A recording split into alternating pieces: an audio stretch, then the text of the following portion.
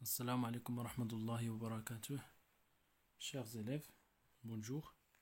Alors on va maintenant faire l'exercice numéro 4. Alors pour l'exercice numéro 4, une bouteille cylindrique de volume V égale à 1 décimètre cube contient du dioxygène gazeux, dioxygène c'est-à-dire O2. Alors, c'est-à-dire de oxygène, CO, oxygène, c'est-à-dire de formule chimique O2. Alors, dioxygène, c'est la molécule de dioxygène. Alors, une bouteille cylindrique de volume V égale à 1 décimètre cube contient du dioxygène gazeux sur une pression de 150 bars. C'est-à-dire on doit convertir le bar et ici on va convertir le décimètre cube à la température 25 degrés. Voilà. La première question, déterminer le volume molaire dans ces conditions. Voilà. Calculer la masse de dioxygène contenue dans la bouteille. Troisième question, de quel volume de dioxygène peut-on disposer dans les conditions usuelles de pression égale à l'atmosphère et θ, c'est-à-dire la température, égale à 20 degrés Celsius. Alors, lorsqu'on trouve la température égale à 20 degrés Celsius et en atmosphère, c'est-à-dire on parle dans les conditions usuelles. Si on trouve θ égale à 0 degré et la pression égale à l'atmosphère, on parle des conditions normales. Alors, on passe maintenant à répondre à cet exercice. Donc, la réponse, toujours on commence par la réponse. Voilà. Donc, la question A, elle demande de déterminer le volume molaire dans ces conditions. Alors, on a la température, le volume et la pression. Donc, automatiquement, on sait que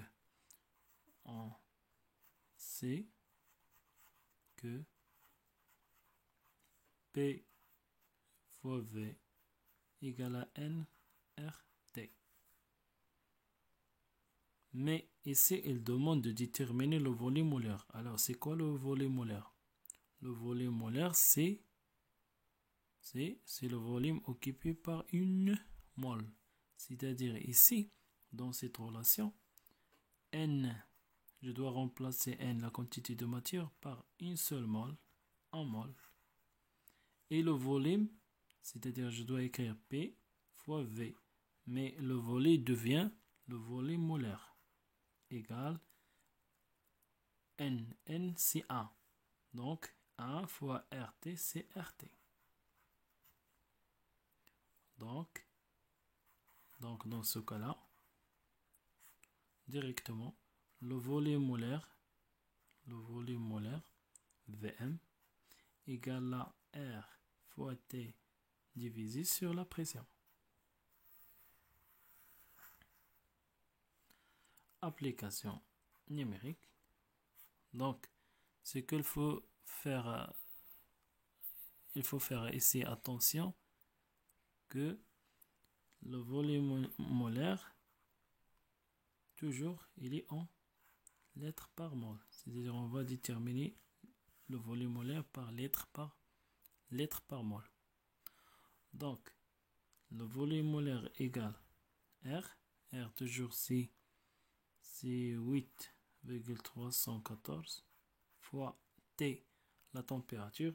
La température ici dans l'exercice égale à 25 degrés Celsius. Donc, je dois le convertir en Kelvin. Je dois écrire 25 plus 273,15.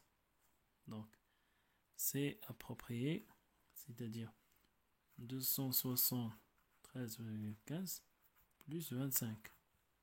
C'est 15, 8, 9, 2. C'est-à-dire 298,15 Kelvin. Divisé sur la pression.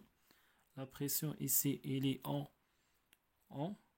bar, je dois le convertir en Pascal, c'est-à-dire je dois multiplier. On sait que 1 bar égale à 10 à la puissance 5 Pascal. Donc, on va écrire 150 fois 10 à la puissance 5 égale. Alors maintenant, on va faire un petit calcul. Alors 8,314 fois 298,15 divisé sur 150 fois 10 à la puissance 5. Voilà. Égal approprié, c'est 1,65 fois 10 à la puissance moins 4. Mais mètre cube par mol. Parce que la température Kelvin, ici c'est en Pascal, on simplifie le Pascal par le Pascal dans R, et Kelvin avec Kelvin dans R, il reste mètre cube par mol. Mètre cube par mol. Donc, qu'est-ce que doit faire maintenant? On va convertir le mètre cube en lettres.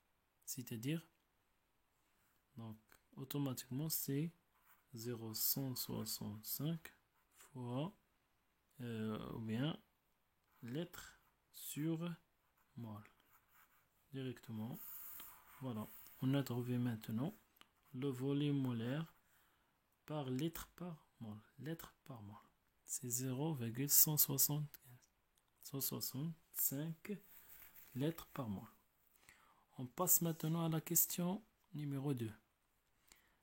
Calculer la masse de dioxygène contenue dans la bouteille. Donc, on demande on cherche à déterminer la masse de dioxygène. Donc, 2. Donc, la quantité de matière, c'est la masse sur la masse molaire, qui est égale aussi, c'est le volume sur le volume molaire. Qu'est-ce qu'on veut? Alors, il demande de déterminer la masse de dioxygène. Donc, la masse de dioxygène,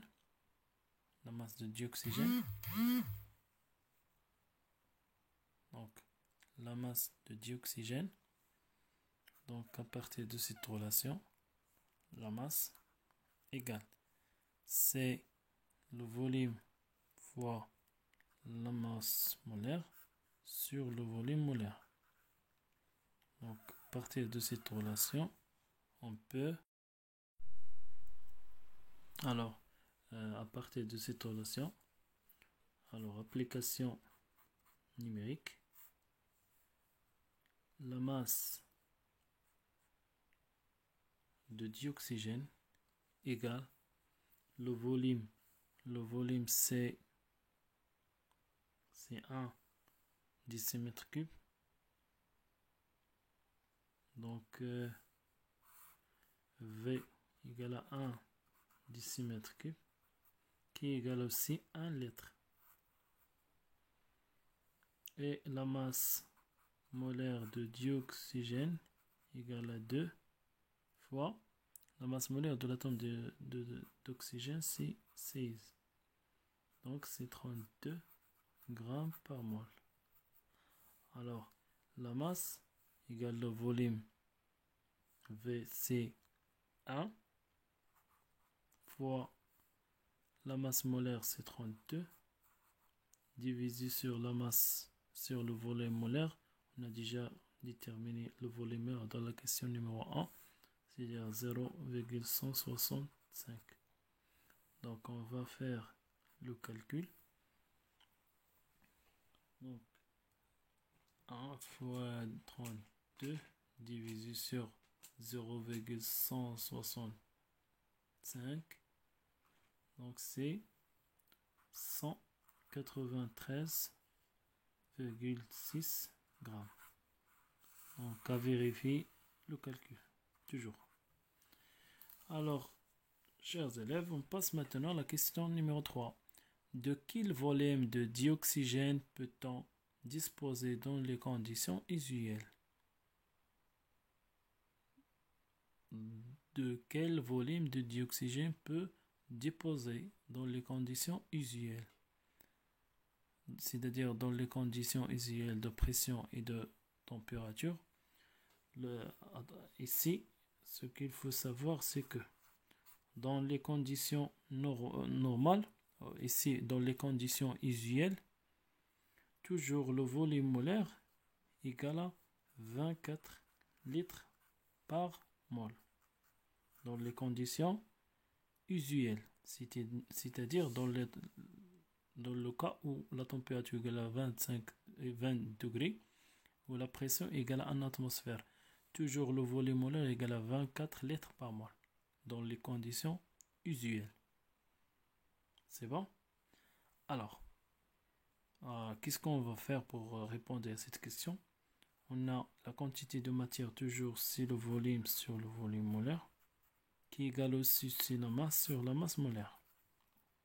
Donc, à partir de cette relation, on peut déterminer le volume. Le volume égale à combien?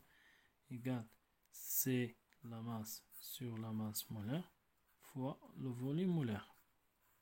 Donc, à partir de cette relation, si on veut V, donc on va déplacer le volume molaire à l'autre côté. Donc maintenant, on va faire une petite application numérique. Donc, le volume molaire, on a dit, c'est 24 litres par mol. La masse, on a déjà déterminé la masse de la question 2, c'est 193,6. Donc, V égale à 193,6 grammes fois. On va multiplier par le volume molaire, on a dit c'est 24, donc c'est 24, divisé sur la masse molaire, déjà calculée dans la question, c'est 32. Alors il reste le calcul. Donc 193,6 fois 24 divisé sur 32, donc égal, voilà, c'est 145,3 litres. Et voilà la réponse de la question numéro 3. Alors, qu'est-ce qu'on remarque? Dans la question, regardez bien, dans la question, ou bien dans l'exercice, on a au début 150 fois 10 à la puissance 5 pascal. La pression, c'est 150 fois 10 à la puissance 5 pascal. Le volume, c'est combien? C'est 1 litre. Et maintenant, on a la pression, c'est 1,013 fois 10 à la puissance 5 pascal. Le volume, c'est, on a déterminé, c'est 145,3 litres. C'est-à-dire, lorsque la pression augmente, le volume diminue. Lorsque la pression diminue, le volume augmente. Alors ici, on parle sur deux propriétés, ce qu'on appelle l'expansibilité et la compressibilité. Alors, merci de me suivre.